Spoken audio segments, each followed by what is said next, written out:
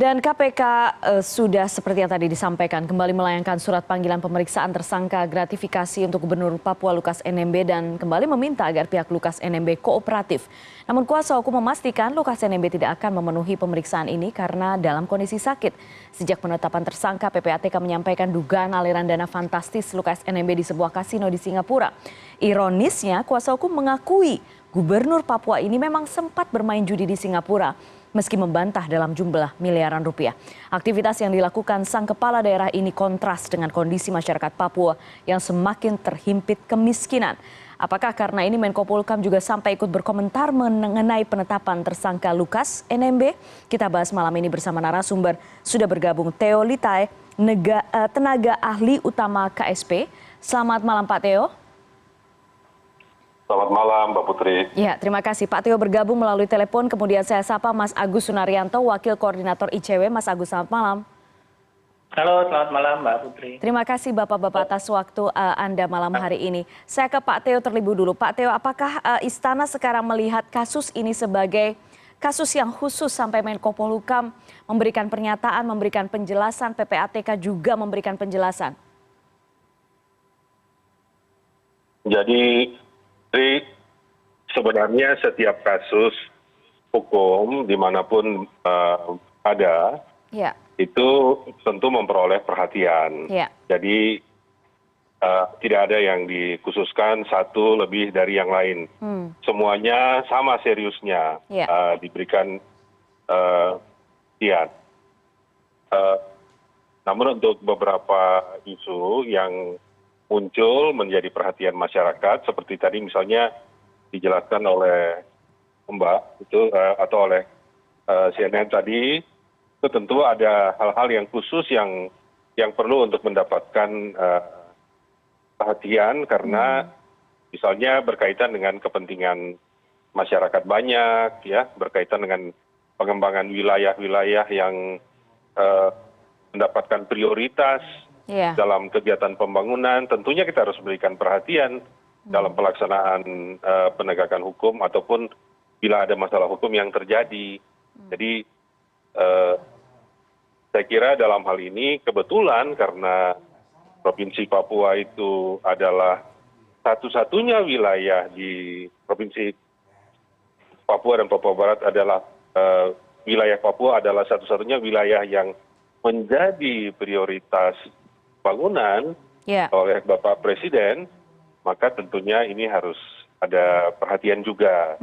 Tapi kan dipikir ini seperti diistimewakan satu dari daerah yang lainnya, tidak. Jadi, pada dasarnya perhatiannya diberikan karena kita berharap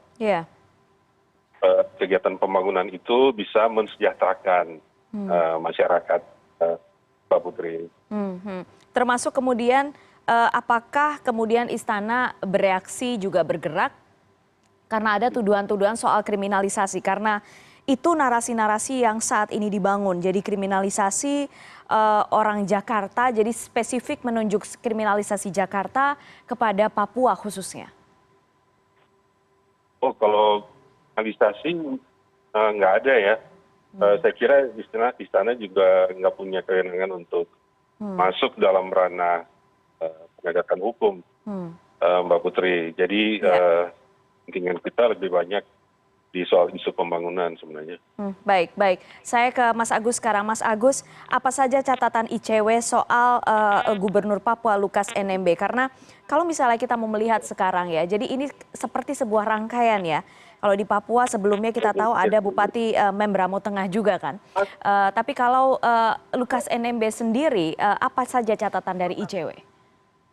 Ya, pertama memang secara umum di Papua tidak terlalu banyak kasus ya. Kasus korupsi yang ditangani oleh aparat penegak hukum.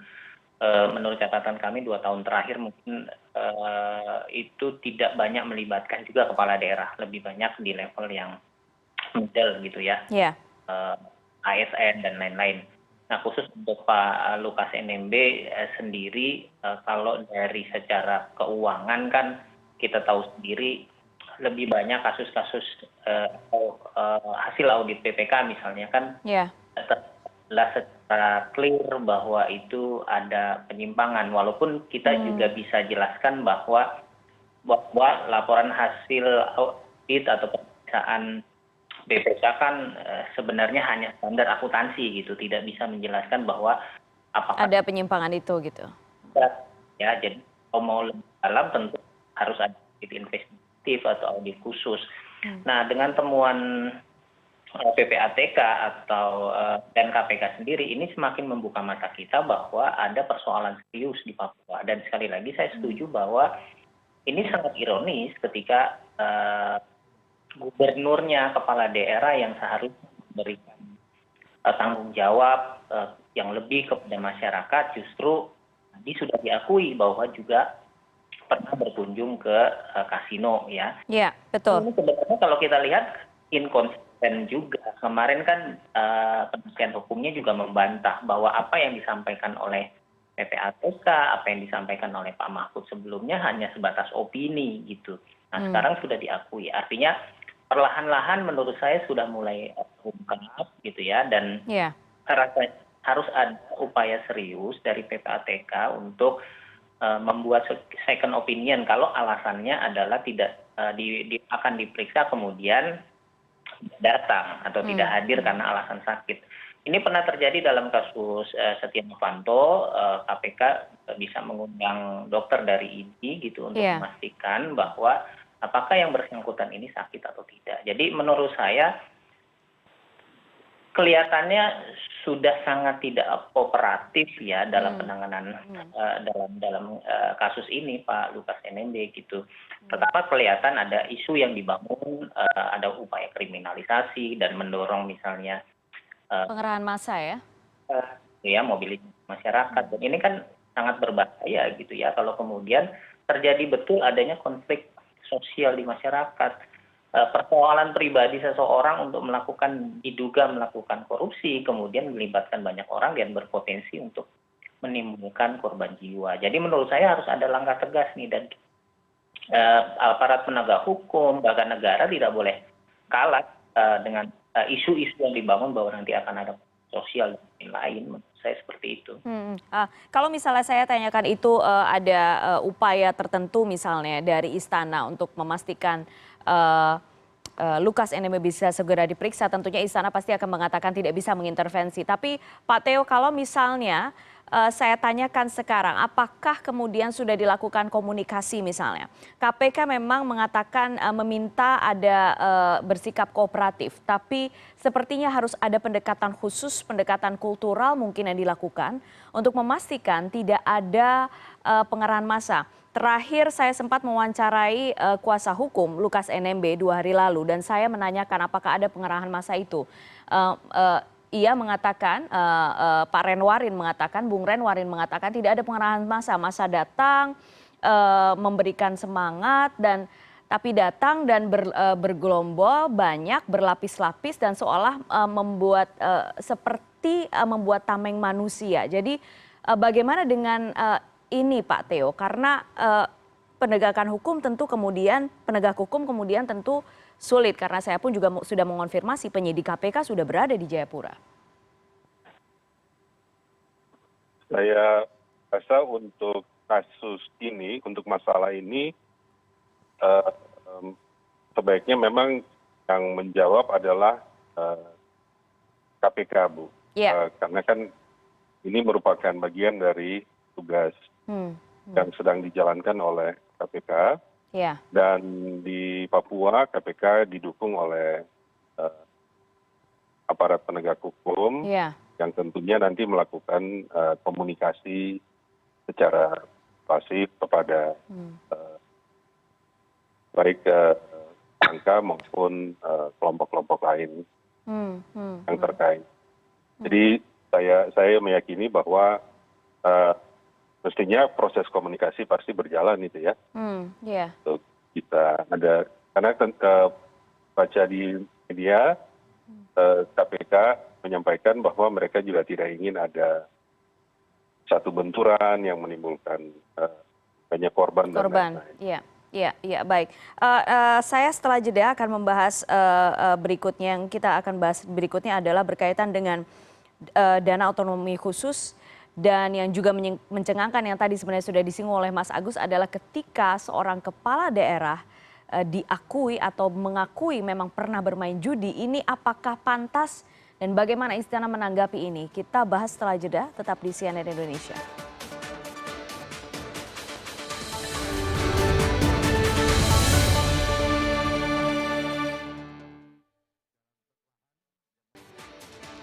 Anda masih bersama kami di CNN Indonesia Newscast. Kami masih membahas soal jerat hukum yang saat ini ditetapkan kepada Gubernur Papua Lukas NMB yang KPK masih sulit, masih belum bisa memeriksa Lukas NMB dan sudah melayangkan surat panggilan pemeriksaan kedua. Saya masih bersama dua narasumber, ada Pak Agus Sunaryanto dari ICW dan juga Pak Theo Litae dari Tenaga Alih Utama KSP.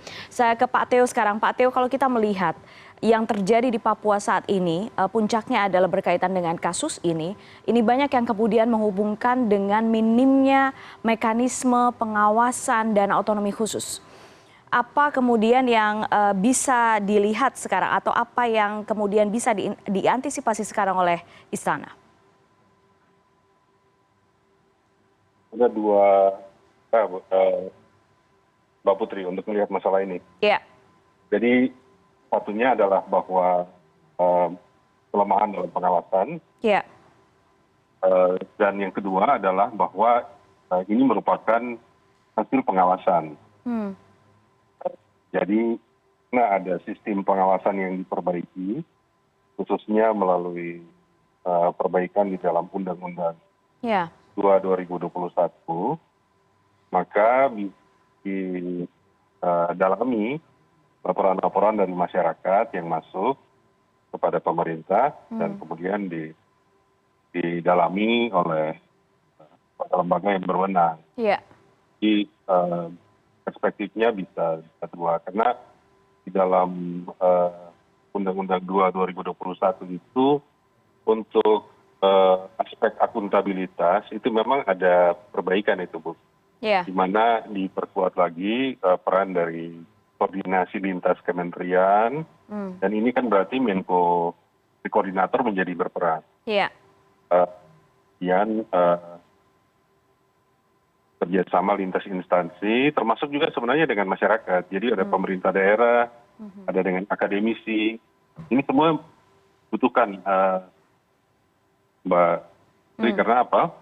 Sebenarnya Mbak, kalau kita lihat, persoalannya bukan cuma pada masalah penegakan hukum. Jadi kebutuhan untuk meningkatkan kinerja pembangunan, khususnya dalam aspek tata kelola pemerintahan, itu membutuhkan pula perbaikan sistem, kemudian membutuhkan pengembangan kapasitas dari para pengelola sistem itu sendiri, kemudian juga perbaikan regulasi, bahwa nanti kemudian di ujungnya ada penegakan hukum.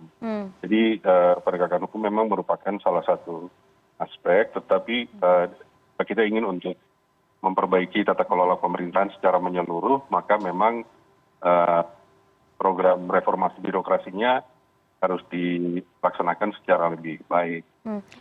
Itu sebabnya Pak Theo, menjadi perhatian menjadi prioritas Bapak Presiden Jokowi adalah dalam hal perbaikan tata kelola pemerintahan. Jadi dari pusat ke daerah atau bagaimana, Pak Theo?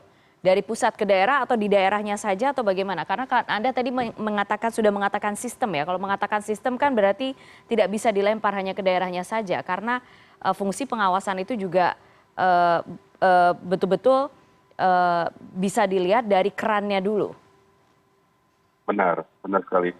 Jadi tidak bisa hanya dari daerah saja. Oleh karena itu perbaikan proses akuntabilitas itu dimulai dari pusat sampai daerah. Jadi kita lihat ini kan sumber anggaran juga ada dua, Mbak. Ada dari APBN dan ada dari APBD, ya, dengan pos-posnya masing-masing. Nah, oleh karena itu ini semua membutuhkan perbaikan dalam sistemnya yang saat ini misalnya bisa kita lihat dalam kaitan dengan pengelolaan dana otsus.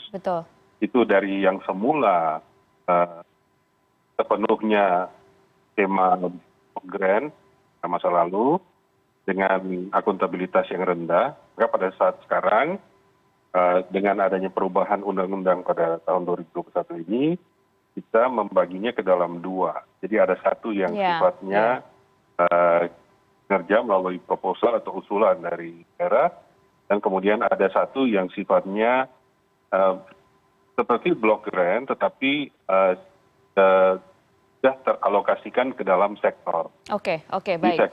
sektor pembangunan kesejahteraan. Ya.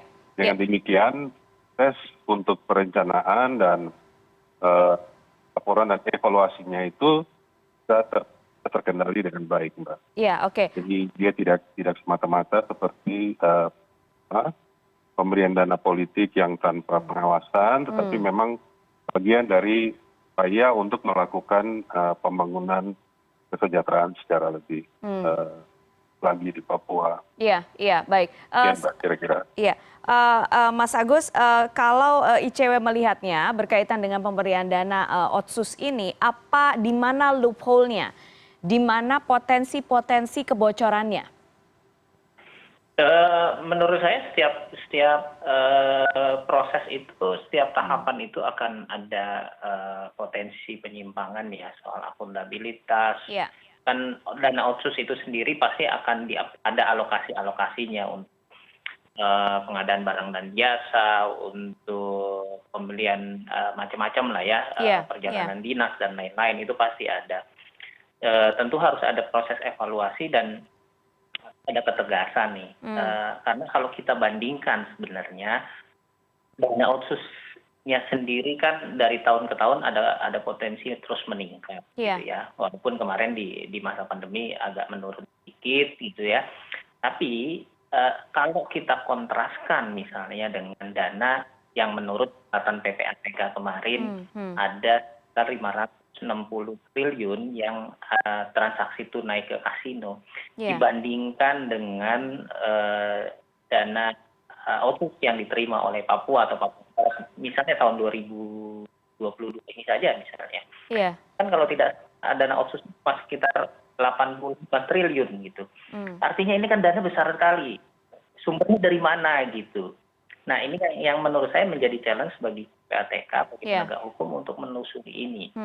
Dan kemarin kan KPK sendiri maupun PPATK kan baru menyatakan bahwa itu hanya salah satu. Selain soal gratifikasi ya. Jadi betul. Dan rekening 71 miliar ya. Dan bisa ditelusuri dan itu bisa dimanfaatkan buat masyarakat. Menurut saya masyarakat Papua pasti akan sangat sejahtera. Kita tidak terlalu khawatir nantinya ke depan menderita gitu ya. Kalau ini bisa diselamatkan, jadi memang harus ada upaya tegas menurut saya, tentu dengan pendekatan yang tidak melepaskan soal sosiokultural di Papua. Dan ini menurut saya menjadi pertaruhan.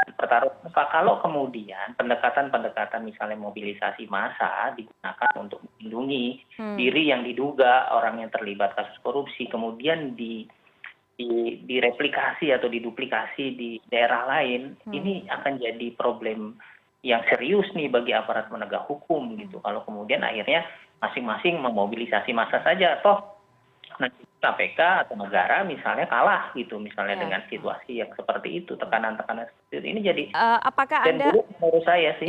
Apakah Anda sekarang sudah melihat hal ini? Jadi seolah-olah ada upaya untuk menyandra pusat gitu ya, dengan kemudian memunculkan narasi-narasi dan juga katakanlah ada mobilisasi dan lain sebagainya. Ya, kalau saya melihat ada kecenderungan ke situ ya, makanya itu rasanya harus ada upaya yang lebih tegas ya, dengan memberikan juga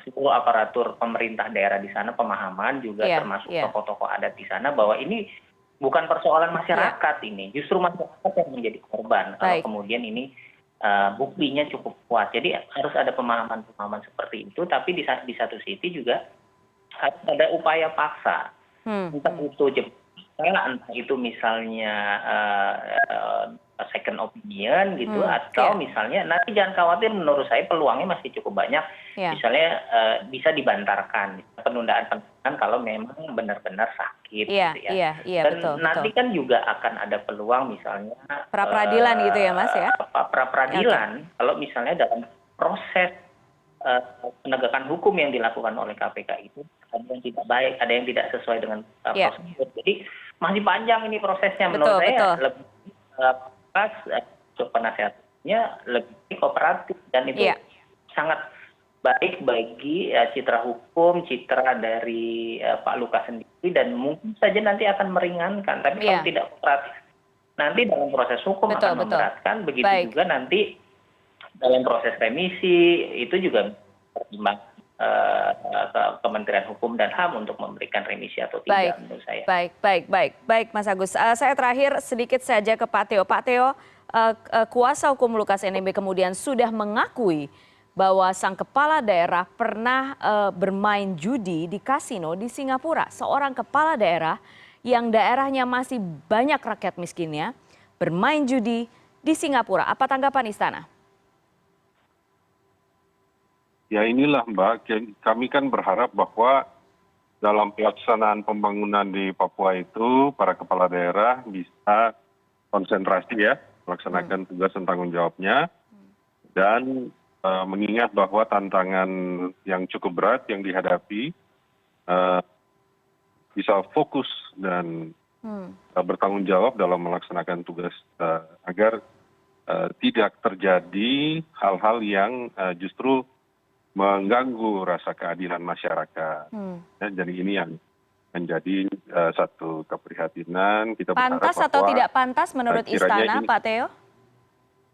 Bagaimana? Pantas atau tidak pantas menurut Istana? Ya kalau rasa kepantasan kita kan sudah sangat jelas ya Mbak ya, bahwa ini seharusnya kan konsentrasi dan fokus pada pelaksanaan tugas tanggung jawab kepala daerah. Sama sekali tidak diharapkan ada kepala daerah yang di daerah manapun yang sampai harus berutang judi dalam jumlah ratusan miliar kepada kasino gitu kan. Itu kan sesuatu yang mengganggu keadilan kita semua. Ya, jadi kami berharap bahwa ini merupakan satu pembelajaran yang janganlah pernah terjadi lagi. Baik, dan Istana berharap Lukas NMB kooperatif begitu ya, Pak Teo? Kita berharap bahwa seluruh proses hukum dapat dijalankan dengan baik dan semua pihak mematuhi dan menjalankan dan mendukung proses hukum yang sedang berlangsung. Kita hidup dalam negara hukum, marilah kita mendukung proses yang berlangsung secara baik. Baik. Pak Teo Litai, tenaga ahli utama KSP. Pak Teo, terima kasih banyak malam hari ini sudah bergabung. Dan juga ada Mas Agus Sunaryanto, Wakil Koordinator ICW. Mas Agus, terima kasih. Sehat terus Bapak-Bapak sekalian. Terima kasih.